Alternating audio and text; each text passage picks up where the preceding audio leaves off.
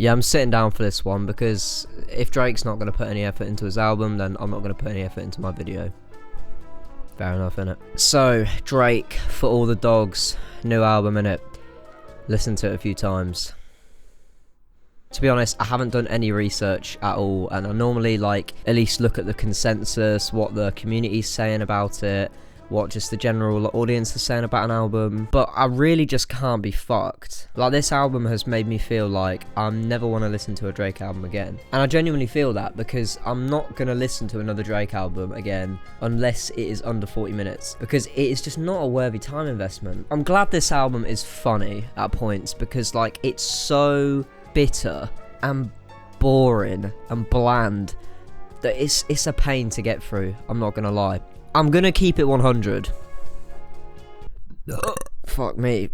The album came out my mouth. In my videos, I genuinely don't like to exaggerate. I like to try and be as measured as I can be. I'm not exaggerating when I say I think this is one of the most soulless albums I have ever listened to. In terms of writing, this is unspeakably lazy. I feel like every song here was just freestyled because there's such a distinct lack of structure to release a lot of the songs here. Oh my god, as well. And when they do feel written, it's unbearable, because some of the puns in this album, just wait till later, bro. And in terms of instrumental, I mean, Drake just opts for these moody, cloudy, ambient trap beats, and, he thinks they're mature and, slick. And it's like, Drake, you're not slick. You're about as slick as an XL bully, mate. You're about as slick as a penguin on fucking roller skates. You're about as slick as my nan in bowling.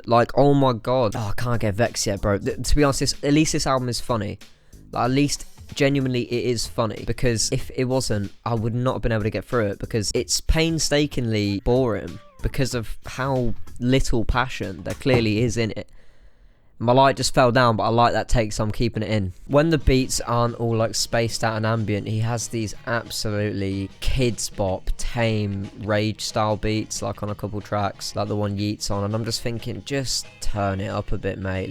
I know you like mums listening to your album, boss, but just, you can turn them up a little bit, and I think one thing that makes it particularly difficult to listen to is Drake's bitterness throughout the album. So a lot of the tracks basically deal with a lot of his petty celebrity emotional issues and his relationship issues. And if you have any experience with what Drake's music is like when he's in his feelings and complaining about relationship stuff, it is just painstaking to listen to. He literally starts off the album just bitching about some random fuck off girl, and it's who the fuck cares? Genuinely, I'm not exaggerating when he starts it off like this. It's I could have treated you better. I could have treated you better. Well, you out here drawing conclusions. You out here drawing conclusions like an artist or something. Genuinely, it's riffed. It's so corny. It's unreal. It's this cringy, petty, passive aggressive shit where he's trying to play it off as suave and cool, but everyone can see through just how fragile this man is. You think with all that money and all that fame, you'd have such a inflated sense of self-confidence, you'd be I can literally not be touched, but you clearly can, because some random fuck off girls can just break you into this snivelling little brat, which he is across this whole album. And it's just just pick yourself up, bro. Pick yourself up by your sandals, mate. That literally doesn't make sense. All bark, no bite. No BAB, no bab. No fucking Bab. Like the bad bitch from Chicken Run. Oh my god, by the way, Bab, or Babs from Chicken Run. She's so fine, honestly. She would get it. She actually would. This is apparent in a track like Cool and Few, that song. I say it's a song, but it's not a song. I mean, it's actually not. It's more of a loose collection of dead skin cells that have risen off your bed and fucking reincarnated into a dog shit track with bitchy rapping, a random 2-minute white girl interlude, and one of the most uninspired, lazy 21 Savage verses I've ever heard. I really hope he got a mortgage payment out of that verse or something, because fuck me, I've never heard someone sound more interested. If you got me on that track, I would be trying harder than him. You know what I mean? I would. I'd be spitting. Get me on there now, Drake. Give me some money. Mr. Beast can't give me any money anymore, so I need it. Yeah, but seriously, what happened to you, 21 savage. Like, you're watered down. You've been hanging around with Drake too much. You've literally downgraded. You're only 20 savage now. Nah, but to be fair, lads, you do need to ask yourself for this track, why was this poor girl only eating jerk chicken with oxtail?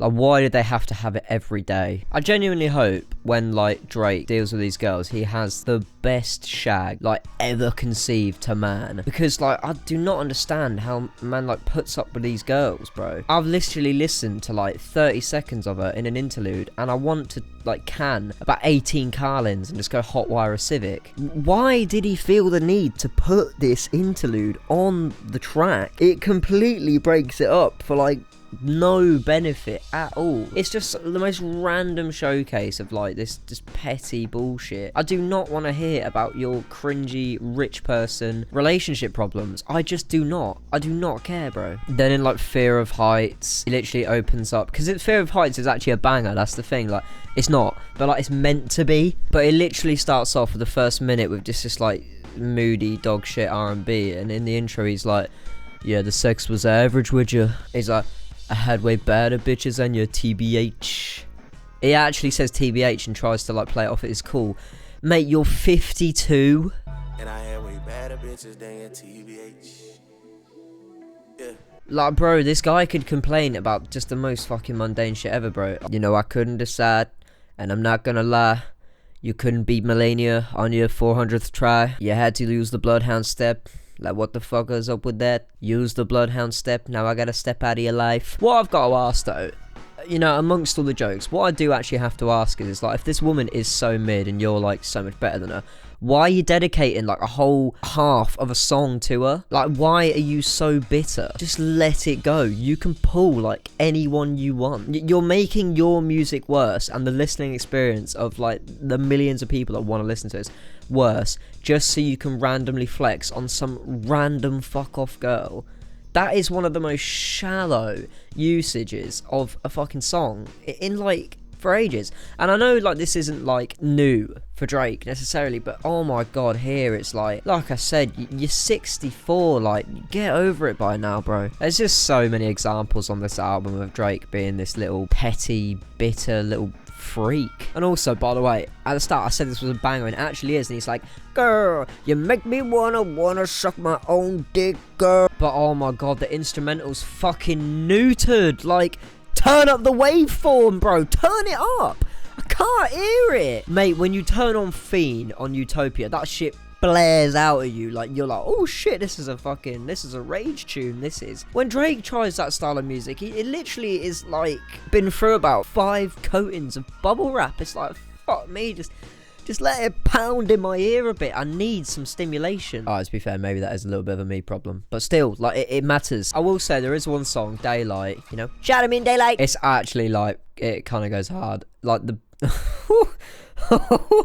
it kind of goes hard. He has this one line on it which actually, like, I was like, that is sick, to be fair. It's like, broke up with a man and deleted the post. She said she a vegan, she eating the goat. I was like, that's fire. I'll give you that. I'll give you that. That's something that would come out of this cranium, mate. I'm not gonna lie. And you know what? The more I'm like going through and like reminiscing on the track list, it actually like makes me quite happy, because the album is funny. Like I said before, it genuinely is funny. Like, I don't give a fuck with Yeet. Like, the memes on that, bro, is so fucking funny.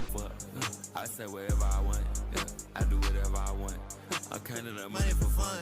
You know, oh my god, on the track, I can't remember, I genuinely think it's called Santa 6969 or something. Tizo Touchdown's vocals when he's doing, I think he actually is doing a werewolf impression. Oh my god, it just does sound like a SpongeBob like side character though. It sounds like when they do the mating call or whatever.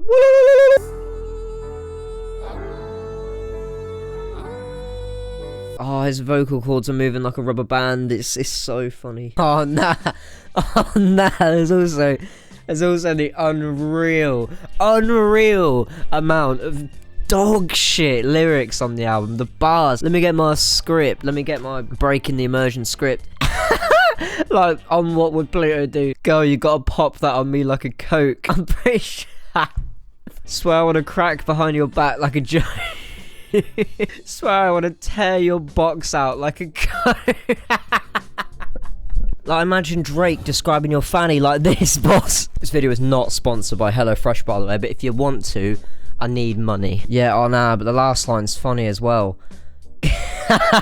Get inside and bend a dick just like the pirate. Girl, I want us hanging in the summer like a coat. Girl, I want to slide in your box like a vote.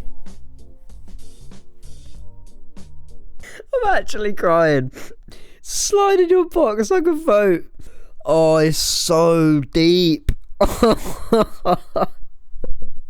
Nah, but nah. The real worst lyrics of all time. I said it was what Pluto would do. What would Pluto do? Whatever. We do your mum. The real worst lyrics of all time is 8 AM in Charlotte. I say we gotta talk about us. I feel like Jordan Peele. Yeah, I want to Jordan kill myself as well, bro. I say we gotta talk about us. Feel like I'm Jordan Peele. Could tell I'm getting under your skin like an orange peel. It's so shit. Because your words don't match your actions like a foreign film. And now it's Silence in the Lamb like a horror film. Now, you might think, oh, those lines weren't fucking worse than the other ones. But Silence of the Lambs is not a horror film, Drake. And you know it. You fucking fit the line in to fit your agenda. But it's not a horror film. It's a thriller. Nah, but for real. Then Drake starts getting geographical on us, and this is where the real bars come in. Bro, he literally turns into your year 9 geography teacher. He gets the raincoat on, he gets the Reeboks on, all that shit. Savage got a green card straight out the consulate. Where I go, you go, brother. We Yugoslavian. I didn't even mean to come out. Oh, that's awful. It just stings. This one's worse, though. Formal is the dress code, dog. So many checks owed. I feel Czechoslovakian. So many checks owed. I feel Czechoslovakian. So many checks owed. I feel Czechoslovakian. Oh, it's unreal. That is such a stinker. That's such a stinker. It's actually unreal, bro. Like, what made him think these bars were good or funny? Actually, no, that's the fattest cap of all time. What am I on about? They're obviously funny. I'm pissing myself over them. You know what I mean? They're not funny because they're clever. They're funny because it's like unreal how unfunny they are. Oh, maybe that's what he's going for. Maybe maybe Drake is just playing 4D underwater fucking Skyrim on a fridge, like chess, and he's actually just trying to get engagement through making some of the most bland music you ever heard. I'm not gonna lie, I don't have much to say about the album. I'm not going through every track specifically. This isn't like a proper mad in-depth video at all. That's not the case. I just wanted to have a laugh and I wanted to put something out. I do, however, just want to get the point across of like, why do we bother though? Like, why do we actually put ourselves through these like 7-year-long Drake projects? Like, why do people still get hyped for Drake albums? I think the last Drake album I was excited for, even remotely, was Views, when it was initially called Views from the 6.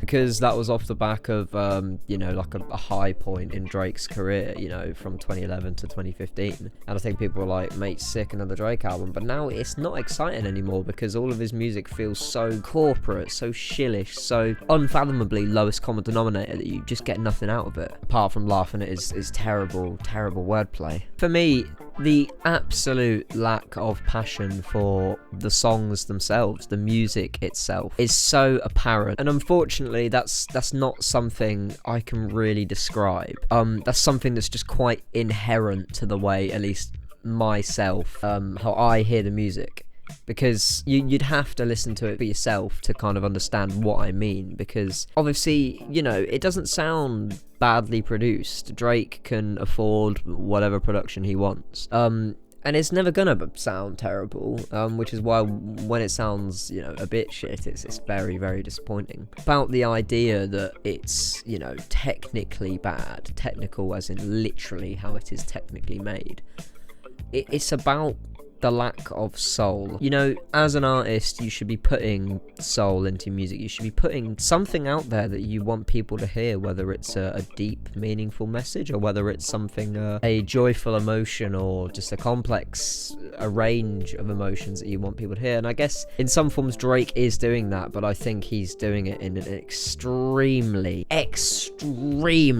shallow way on this album. The majority of the song topics are just so self-absorbed and ungrounded, because they're completely trapped within Drake's matrix of wealth and status and materialism, and I don't think anyone apart from the people in his circle or himself can really connect with that. His music doesn't feel like a platform for creative expression. It feels like a platform for him to just like air out all of his petty grievances. There's just so much pathetic writing on this, both in terms of how lazy it's written. Like I said, it just feels like it's just riffed all the way through rather than actually sat down and thought, okay, I'm gonna write a song. It's so lazy, it's so soulless, it has no passion, and it's just, I want to say it's disappointing, but it's my fault for being disappointed, because at this point we should all know what we're expecting. Almost like upon reflection, I'm sitting here, I'm thinking, I'm reviewing a Drake album saying it has no soul, and it's like, yeah, no shit. But like, Drake's capable of it, like everyone knows it. Like every person who's listened to Drake's discography knows that he's actually capable of like rapping well, writing like quite either a fun and catchy tune. Like Drake has loads over the years, just fucking soulful ass fun songs. Oh my god, one of my favourite songs of all time is Nice for What. What an absolute banger. Like what an amazing sample, so catchy, so uplifting and fun. Also absolutely love Headlines from Take Care. I know those are two very popular tracks, but I feel like people can, you know, relate to those. But yeah, like Headlines is such a motivating track, and there's like, he's not untalented and he has stuff to say and he has a perspective. I just think, you know, considering he's, you know, pretty much the biggest artist of the last decade, and he's shown quite a lot of quality before, I guess there's still a part of you which just wants it to come out. I guess it's in the same way people still watch Marvel films, because you're like, oh come on, like one of them has to be good. Yeah, so that's me. Comment any thoughts you had down below about Drake, the album, or, you know, my shit outfit. But yeah, no, thank you very much for watching. Definitely leave a comment if you'd like. Take care. Thank you.